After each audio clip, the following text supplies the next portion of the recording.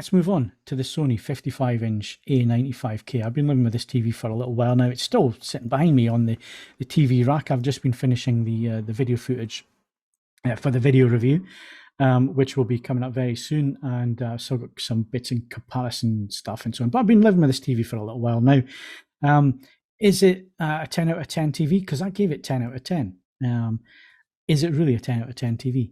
In my opinion, if you're looking for something that gives you an accurate image in SDR and certainly in HDR, to watch content as it was intended to be seen, and your intention is to also calibrate the screen to make sure that it is giving you exactly, custom is close, the picture preset, but it does benefit from a proper professional calibration as well. In my opinion, although the differences are not huge when you do side-by-sides and so on, when you do see the difference, it really is a big difference. And the main differences are in the uniformity of the panel.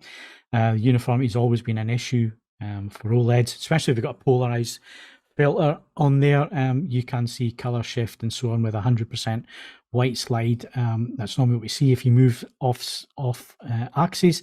With the latest WRGB panels from LG, they're not Evo panels, because Evo is everything, but the latest 2022 panels, you get off to the sides, you do see pink tint and so on. The panels are not totally uniform. This is the QD-OLED. The really impressive thing is you put a gray slide up at any luminance level and it's clean, really, really clean, and you can get off axes and all the rest of it. There is very, very, very little color shift and throughout that range. So that's the first thing that kind of hits you. If you're used to, like me and like Jules, seeing OLED TVs day in, day out and calibrating them and testing them, and also that is a bit of a revelation actually to see a nice clean panel like that. So there is no panel lottery, as it were, when it comes to these things. The other thing is the color volume. Do not mistake this with color saturation. Color saturation, any TV can bump the colors up and oversaturate. What we're talking about here is color volume in terms of brightness. When you get to a certain brightness level, that color is still visible. It hasn't turned to white light, which normally happens in very, very bright, colorful scenes on a WRGB OLED, because it's using the white pixel to push the brightness. It starts to dilute at the really high end, and that's where you start to see a little bit of white coming into the colors. Now, we mention all these points, and I see them mentioned online, and like anything online, it blows up to be a huge problem. And isn't WRGB OLED terrible because it doesn't have the color volume? And that's nonsense. What we're talking about here is the finest little margins when it comes to picture quality. You're talking about things that only the likes of us enthusiasts really are going to notice, and mainly in a side by side color volume. You do notice it. It is noticeable. It makes the performance a lot better. It makes the performance better in terms of the spectral output of the TV, in terms of the purity of the colors. And this is where you will see a difference in terms of the image quality, especially in the side-by-side comparison. But again, and I said this in the review, and I think, I needed to word it a little bit differently, because what I said was it's a game changer, but don't expect huge differences. Which is kind of a contradiction, but there is logic to what I'm saying there. It is a game changer in the fact that we haven't had colors as good on an OLED TV because of the limitations of the technology. Now that you're adding a QD filter into there, and you're now getting what's essentially an RGB OLED TV over, LG's solution, which was to add the white subpixel in there. Each has the strengths, but the QD OLED, that is the major strength of that TV. And when you feed it really high quality 4K HDR content that has been graded really well and so on, it is astonishing to see. The image quality is the best on the market at the moment.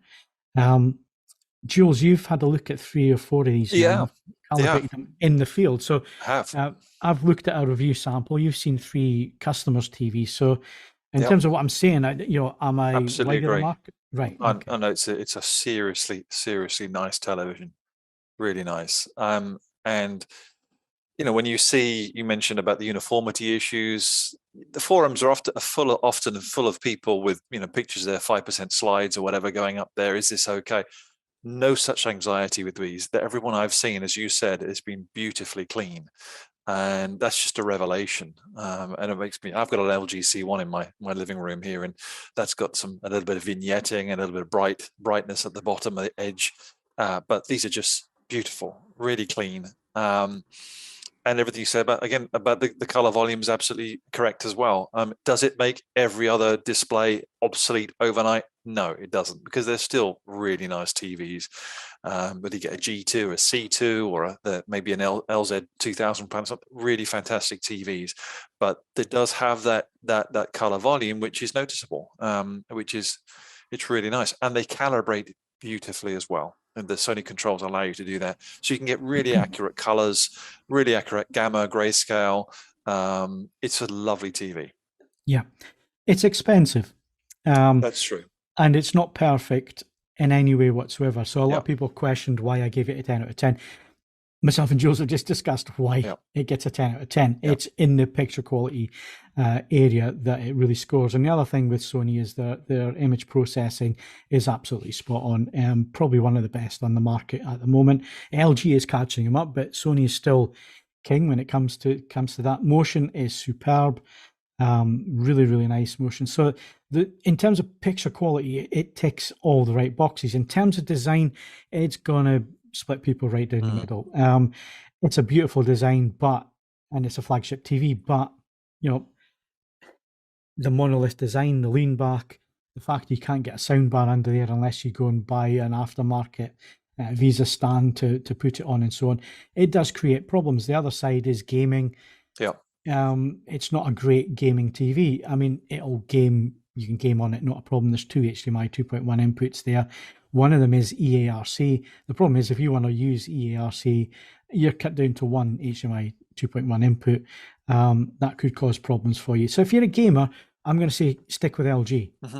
Or if you want QD-OLED, you could go with the Samsung, but I think the Samsung has far more issues when it comes to HDR gaming, and it's going to take you a lot longer to actually dial in the settings correctly, so you're not clipping the image. There's quite a number of issues there with the Samsung in those terms. So yeah, it's not a gaming TV, this Sony. You can game on it if you're a casual gamer. If you've got the latest next-gen console, you'll be able to use it and enjoy it and so on. But if you really are into your gaming and you want more than the two inputs and so on, it's probably not for you. But perhaps another reason for that as well, Phil. I don't know whether you noticed this, but as I've posted on my social media, there is some very slight fringing around text and logos due to the pixel structure. Yeah. So if that's your thing, you might want it. Could be the thing that just irritates you a little bit. Yeah, you're definitely you're going to have to mess around with your resolution settings, especially if you're a gamer using a PC. When it comes to resolution and so on, you might have to play around with that because that can be, if you're going 1-for-1 pixel, it could be an issue because, like Jules says, the structure is a little bit different. It's triangular rather than the usual rectangular. So yeah, it is. I think it's a 10 out of 10 TV because of the picture quality. It's not going to be for everybody. It is expensive. It's very expensive.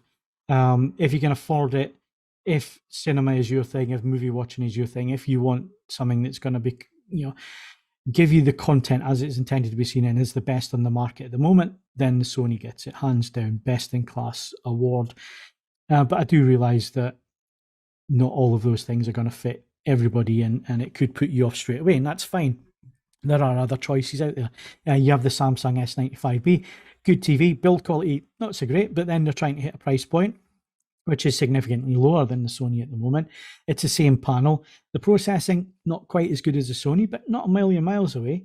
And again, it can be calibrated to be reasonably accurate. It does do a few things behind the scenes, the image processing, when you think it's switched off in terms of noise reduction and so on, it's not really switched off. And the dynamic tone mapping, you just can't do anything about on the Samsung, which if you're into accuracy may annoy you a little bit. So, each of these TVs has the pros and cons.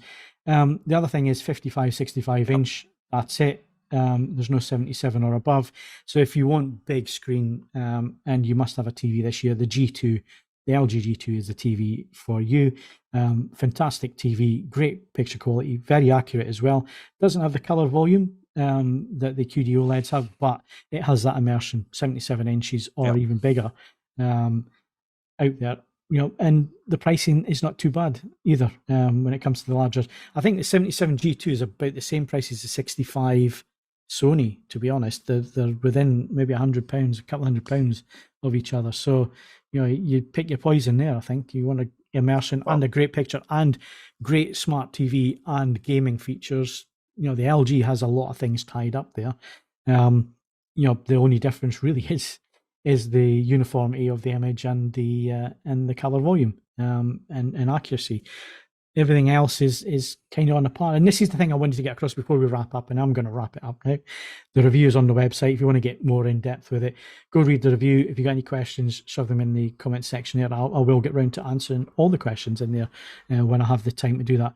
But yeah, I just wanted to wrap up on the internet, basically. There's a lot of reviewers out there now. There's a lot of YouTube channels, and not all of them follow the rules when it comes to industry standards and assessing things properly. Vast majority is personal preference and so on. And again, highlighting issues that are perhaps not as big as they make them out to be. And this can confuse end consumers and so on. So when it comes to, putting these TVs side by side, this is something that I do on a daily basis. I have these TVs side by side. There are not huge differences. If anybody's telling you there's a night and day difference between a WRGB OLED and a QD OLED, they're selling you, misinformation. That's not the case. These TVs are incredibly close in terms of blacks, in terms of shadow detail and so on. They each do something a little bit different, and with QD OLED, that is the uniformity in color volume. You put SDR content on these TVs, all calibrated, or even in the filmmaker modes and the custom modes. Custom is a little bit different in terms of where the white point is for the Masters series. They don't follow D65. So there will be a slight difference there if you're using out of the box, but they should be there or thereabouts. And you're talking about really small differences. You're not talking about night and day differences with these TVs. And I'm hoping Jules is going to back me up on this, because he does a lot of perceptual, matching of screens and so on. These things are very, very close to each other. They're just small differences, really. And do you want to say something, Jules? No, absolutely right. Yeah, you mustn't. Forums become flame wars, don't they, between fans of different technologies, different manufacturers, and there's a lot of purchase justification going on there as well. You're absolutely right. The differences are not huge, but there's some differences you might want to pay for one brand over another for. It's personal preference there. Yeah. We're definitely getting to the point now where a lot of these TVs, and certainly when you read TV reviews, you need to find what is going to suit you. They are very, very close in lots of areas, with just the slight little differences, and it's what's going to suit you. Are you a gamer? You're probably going to lean more towards LG. If you're a movie fan and you want accuracy, you're going to move towards Panasonic and Sony.